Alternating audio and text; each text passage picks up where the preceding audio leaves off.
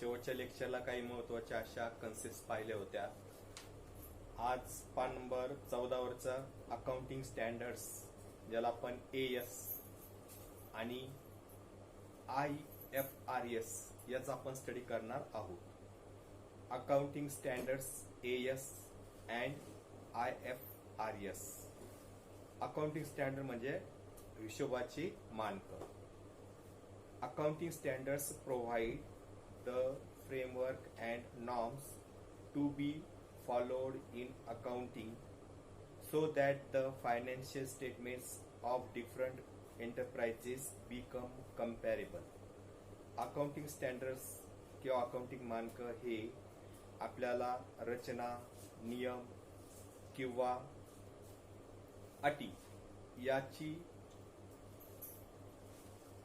हे कसं आपल्याला फॉलो करायचं आणि फायनान्शियल स्टेटमेंट जे आहेत वेगवेगळ्या उद्योगधंद्याचे, तर त्यांची तुलना कशी करायची याची मदत आपल्याला अकाउंटिंग स्टँडर्डमुळे होत असते.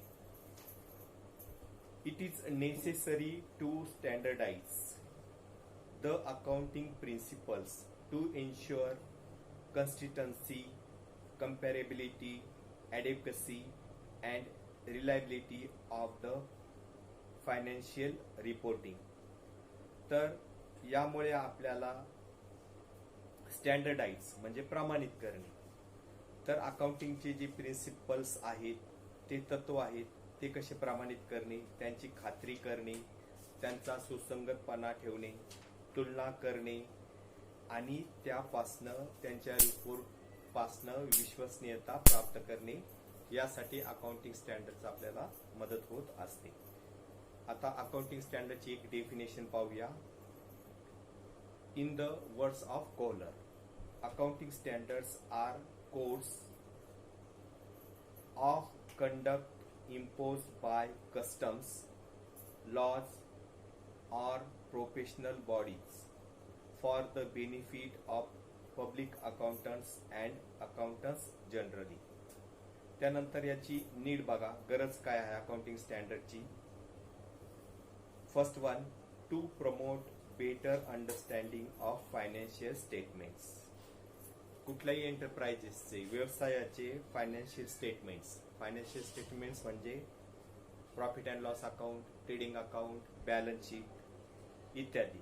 तर असे जे स्टेटमेंट्स आहेत, तर ते समजण्यासाठी त्याचा आपल्याला अकाउंटिंग स्टँडर्डचा उपयोग होत असतो.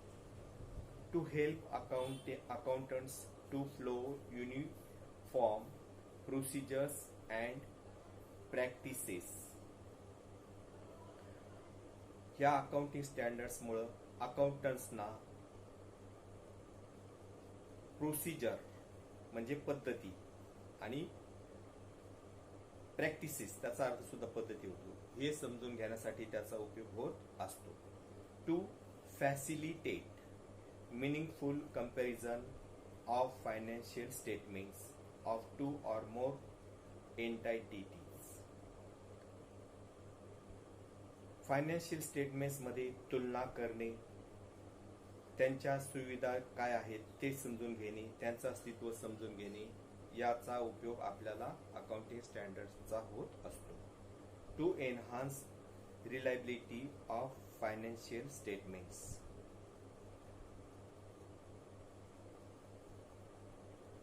एनहान्सचा अर्थ आहे वाढविणे.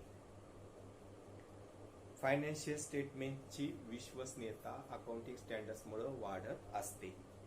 To meet the legal requirements effectively. तर काही लीगल कायदेशीर रिक्वायरमेंट असतात, तर त्या ज्या आहेत अकाउंटिंग स्टँडर्डमुळे पूर्ण होतात. त्यानंतर बघा, international financial reporting standards IFRS. आंतरराष्ट्रीय आर्थिक अहवाल मानके. International financial reporting standards are issued by the International Accounting Standards Board, that is IASB. तर हे इंटरनॅशनल फायनान्शियल रिपोर्टिंग स्टँडर्ड आहे, हे इंटरनॅशनल अकाउंटिंग स्टँडर्ड बोर्डद्वारे जारी केलं जातं. आता आपल्या इंडियाची परिस्थिती पाहूया. Accounting standards in India. आपल्या भारत देशामध्ये अकाउंटिंग स्टँडर्ड्स जे आहेत ते काय आहेत? In India accounting standards of accounting in India standards of accounting is issued by the institute of chartered accountants of India, that is ICAI. तर आपल्या भारत देशामध्ये अकाउंटिंग स्टँडर्ड्स जे आहेत ते institute of chartered account India यांच्या through जारी केले जातात. Some accounting standards. AS, the council of the Institute of Chartered Accountants of India has so far issued 31 accounting standards. तर विद्यार्थी मित्र हो,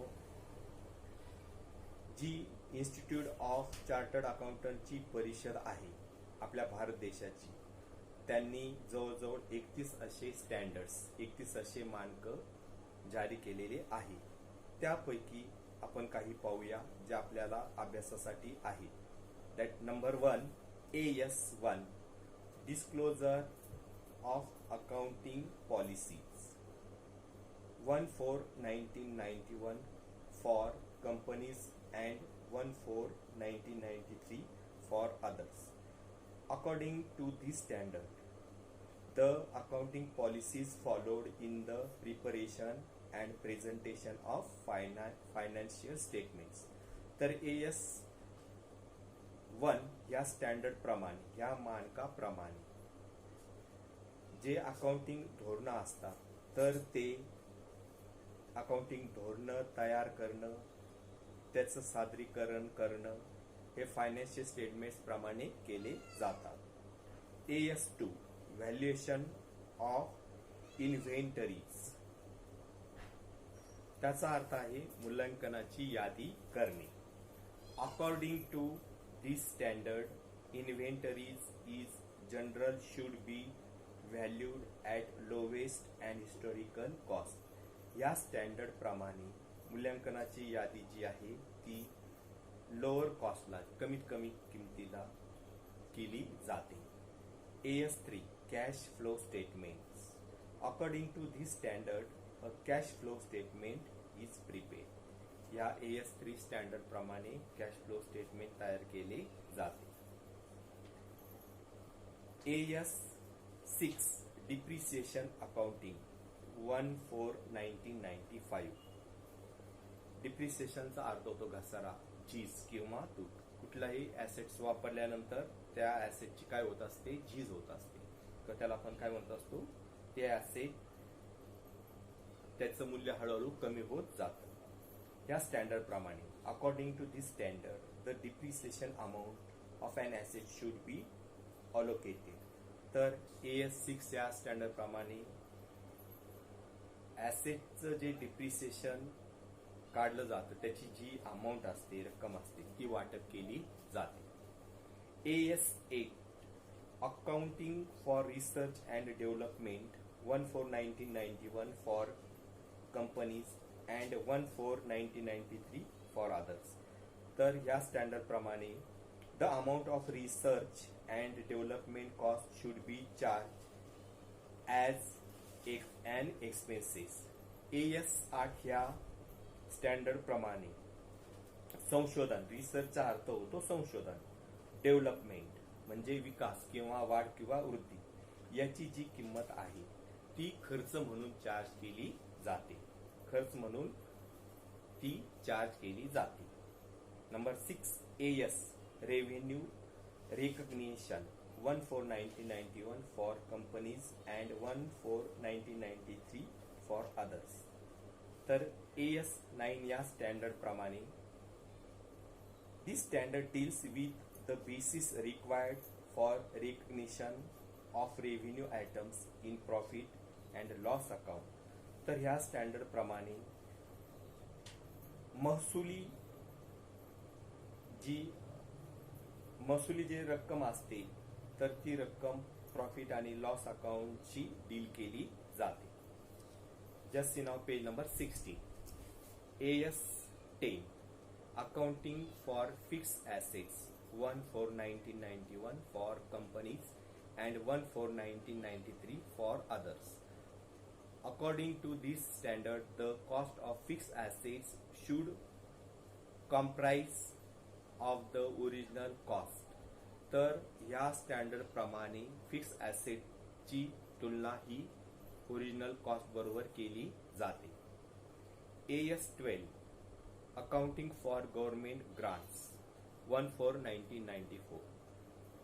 गव्हर्नमेंटच्या ज्या ग्रांट्स असतात, अनुदान असतात, त्याबद्दलचं हे स्टँडर्ड आहे.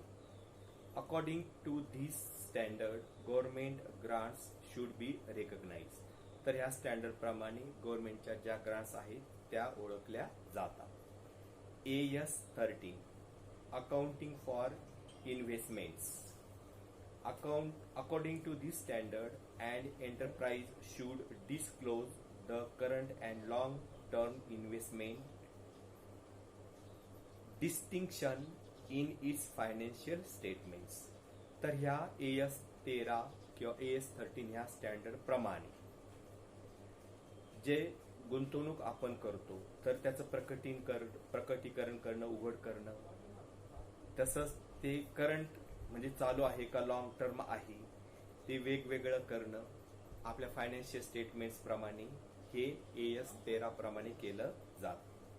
आता शेवटचं 10 नंबरचं AS 22, accounting for taxes on income. जो इन्कम आहे त्यावर आपल्याला टॅक्स भरावा लागतो त्याबद्दलचं हे स्टँडर्ड आहे. According to this standard, tax expenses for the period comprising current tax. तर ह्या स्टँडर्ड प्रमाणे टॅक्सचा कराचा जो खर्च असतो तर त्याचा करंट टॅक्समध्ये, चालू टॅक्समध्ये समावेश केला जातो. तर विद्यार्थी मित्र, अशा पद्धतीने हा चॅप्टर आपला इथं संपलेला आहे. त्याचं एक्सरसाइज जे आहे ते आपल्याला सॉल्व करायचं आहे. एक्सरसाइज आपल्याला एक्सरसाइज नोटबुकमध्ये तसंच क्लासवर्कच्या नोटबुकमध्ये दोन्हीमध्ये सॉल्व करायचं आहे. त्याचा फायदा आपल्याला परीक्षेसाठी होणार आहे. आपण थोडं त्याचं टेस्ट पाहूया, प्रत्येकाचं एक एक एक्झाम्पल पाहूया. पान नंबर 16 वर एक्सरसाइज आहे ती बघा. Answer in 1 sentence.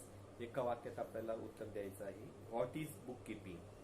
त्याचं उत्तर माहिती आहे विद्यार्थी मित्रांनो आपल्याला. Bookkeeping is an art of recording business transactions or we can say dealing in a set of books.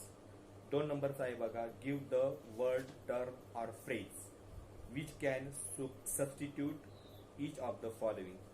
आपल्याला एका शब्दात किंवा टर्ममध्ये किंवा फ्रेजमध्ये उत्तर द्यायचं आहे खाली दिलेल्या स्टेटमेंट्स. पहिलं स्टेटमेंट आहे रेकॉर्डिंग ऑफ बिझनेस ट्रान्झॅक्शन. त्याचं उत्तर आहे बुक कीपिंग. 3 नंबरचं बघा. Select the most appropriate alternative from those given below and rewrite the statements. आपल्याला 4 पर्याय दिलेले आहेत, अल्टरनेटिव्ह दिलेले आहेत. त्यातलं एक योग्य आहे तर ते आपल्याला निवडून प्रत्येक स्टेटमेंट पुन्हा लिहायचं आहे आणि जे करेक्ट स्टेटमेंट आहे, जे करेक्ट ॲप्रोप्रिएट अल्टरनेटिव्ह आहे त्याला 2दा खाली अंडरलाईन करायची. Surplus of income over expenses. त्याचं उत्तर आहे प्रॉफिट. मग प्रॉफिट लिहून आपण त्याच्या खाली 2 रेषा ओढणार. 4 नंबरचं बघा. State whether the following statements are true or false with reasons. आपल्याला कारण देऊन दिलेल्या स्टेटमेंटचं उत्तर लिहायचं आहे. ते फॉल्स आहे का ट्रू आहे. पहिलं statement, bookkeeping and accounting are one and the same thing. ते स्टेटमेंट काय आहे, फॉल्स. मग आपण त्याचं उत्तर फॉल्स लिहून त्याचं रिझन द्यायचं आहे. 5 नंबर बघा. पान नंबर 18 वर. Do you agree or disagree with the following statements. खाली दिलेल्या ज्या स्टेटमेंट्स आहेत त्याशी तुम्ही सहमत आहात का असहमत आहात. पहिला आहे बघा. Accounting is useful only to the owner. Accounting जे आहे ते ओनरसाठी काय आहे, युजफुल. तर आपण काय म्हणणार, हे स्टेटमेंट काय आहे, डिसॲग्री. आपण याच्याशी काय असणार, असहमत. त्याच्यानंतर complete the following sentence. Revenue arising as a result of business transaction is non as income. त्याचं रेव्हेन्यू अरायझिंग आहे, आपल्याला महसुली स्वरूपात मिळणारं, त्याला आपण काय म्हणतो, इन्कम. तर इन्कमला आपल्याला काय करायचं, अंडरलाईन करायची. अशा पद्धतीने हे एक्सरसाइज आपल्याला सॉल्व्ह करायचं आहे. थँक्यू.